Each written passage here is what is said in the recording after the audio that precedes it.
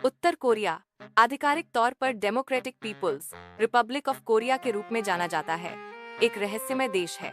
यहाँ की राजनीतिक और आर्थिक व्यवस्था दुनिया के अन्य देशों से काफी अलग है। इसीलिए यहाँ कंपनी निर्माण की प्रक्रिया भी जटिल और अनूठी है। विदेशी कंपनियों को उत्तर कोरिया में पंजीकृत करने की प्रक्रिया में कई चरण शामिल हैं। आवश्यक दस्तावेजों को जमा करना, सरकारी अनुमोदन प्राप्त करना और स्थानीय कानूनों का पालन करना इस प्रक्रिया का हिस्सा है। यह प्रक्रिया विदेशी निवेशकों के लिए चुनौतीपूर्ण हो सकती है, क्योंकि इसमें कई बाधाएं और अनिश्चितताएं शामिल हैं। उत्तर कोरिया में व्यापार की संभावनाएं सीमित हैं, लेकिन कुछ विशिष्ट क्षेत्रों में अवसर मौजूद हो सकते हैं। यहाँ व्यापार करने में कई चुनौतियां हैं, जिनमें राजनीतिक जोखिम, आर्थिक प्रतिबंध और पारदर्शिता की कमी शामिल है। इन चुनौतियों को ध्यान में रखते हुए निवेशकों को सतर्कता बरतनी चाहिए और पूरी तरह से जांच पड़ताल करनी चाहिए। उत्तर कोरिया में विदेशी व्यक्ति सामान्य रूप से अपनी 100% स्वामित्व वाली कंपनी नहीं खोल सकते। यह नियम विदेशी निवेश पर सरकार की कड़ी नियंत्रण नीति को दर्शाता है। विदेशी कंपनियों के स्वामित्व पर प्रतिबंध उत्तर कोरिया की आर्थिक नीतियों का एक हिस्सा है। रासन विशेष आर्थिक क्षेत्र जैसे कुछ सीमित क्षेत्रों में विदेशी निवेशकों को संयुक्त उद्यम स्थापित करने की अनुमति है। इन संयुक्त उद्यमों को स्थापित करने के लिए उत्तर कोरियाई सरकार से अनुमति लेना अनिवार्य है। इन संयुक्त उद्यमों में उत्तर कोरियाई सरकार की हिस्सेदारी अनिवार्य होती है। उत्तर कोरिया में सभी विदेशी निवेश गतिविधियों की सरकार द्वारा कड़ी निगरानी की जाती है।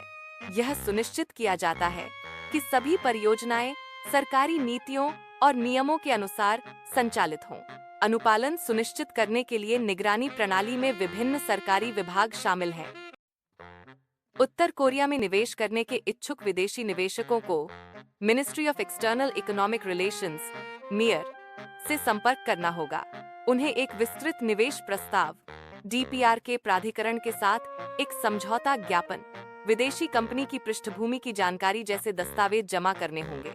पासपोर्ट की कॉपी, कई देशों से राजनीतिक मंजूरी और यदि लागू हो तो दूतावास की मंजूरी जैसे दस्तावेज भी जमा करने होंगे। अनुमोदन प्रक्रिया में विभिन्न सरकारी एजेंसियों से अनुमोदन प्राप्त करना शामिल है, जिसके कारण इसमें कई महीने लग सकते हैं। प्रक्रिया में देरी और जटिलता के कारण निवेशकों को धैर्य रखने और सभी आवश्यकताओं को पूरा करने के लिए तैयार रहने की आवश्यकता है। सरकारी एजेंसियों से मंजूरी प्राप्त करने में लगने वाला समय और जटिलता निवेशकों के लिए एक महत्वपूर्ण विचार है। उत्तर कोरिया में विदेशी निवेश के लिए अनुमोदन प्राप्त करना बहुत मुश्किल है। अनुमोदन बहुत सीमित है और सरकार केवल कुछ चुनिंदा परियोजनाओं को ही मंजूरी देती है, जो देश के आर्थिक विकास के लिए महत्वपूर्ण है। निवेशकों को सफलता की संभावनाओं को बढ़ाने के लिए एक मजबूत और अच्छी तरह से तैयार प्रस्ताव प्रस्तुत करने की आवश्यकता है। उत्तर कोरिया में स्विफ्ट, पेपैल, वीसा और मास्टरकार्ड जैसी अंतर्राष्ट्रीय ऑनलाइन बैंकिंग प्रणालियां प्रतिबंधित हैं। इन सेवाओं के प्रतिबंध का मतलब है कि अंतर्राष्ट्रीय लेनदेन के लिए इन प्लेटफार्मों का उपयोग नहीं किया जा सकता है। उत्तर कोरिया में किसी भी प्रकार की अंतर्राष्ट्रीय ऑनलाइन बैंकिंग प्रणाली संचालित नहीं होती है।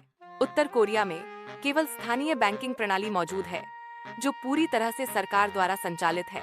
उत्तर कोरिया में विदेशी मुद्रा का उपयोग सीमित है। यूरो और युआन जैसी मुद्राओं का उपयोग किया जा सकता है। उत्तर कोरिया में अमेरिकी डॉलर (यूएसडी) के उपयोग पर प्रतिबंध है। उत्तर कोरिया में काम कर रही विदेशी संयुक्त उद्यम कंपनियों को स्थानीय बैंकिंग प्रणाली के साथ एकीकृत होना आवश्यक है।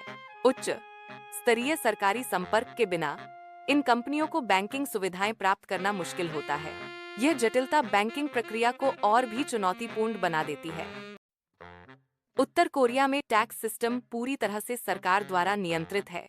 सभी टैक्स नीतियां और दरें सीधे सरकार द्वारा निर्धारित की जाती हैं। टैक्स संग्रह और व्यय पर सरकार का पूर्ण नियंत्रण होता है। उत्तर कोरिया में कोई खुला कॉर्पोरेट टैक्स सिस्टम सार्वजनिक रूप से प्रकाशित नहीं है। कंपनियों के लिए टैक्स दरें और नियम सार्वजनिक रूप से उपलब्ध नहीं है। सार्वजनिक रूप से कॉर्पोरेट टैक्स सिस्टम की जानकारी उपलब्ध न होने से पारदर्शिता की कमी होती है। विदेशी कंपनियों को उत्तर कोरिया में विभिन्न अनुबंधों पर काम करना पड़ता है। इन अनुबंधों में टैक्स से संबंधित विशिष्ट शर्तें शामिल होती हैं। विस्तृत टैक्स डेटा केवल अनुमोदित अनुबंधों में ही मिलता है। उत्तर कोरिया में सभी कंपनियों को एक भौतिक कार्यालय बनाए रखना अनिवार्य है।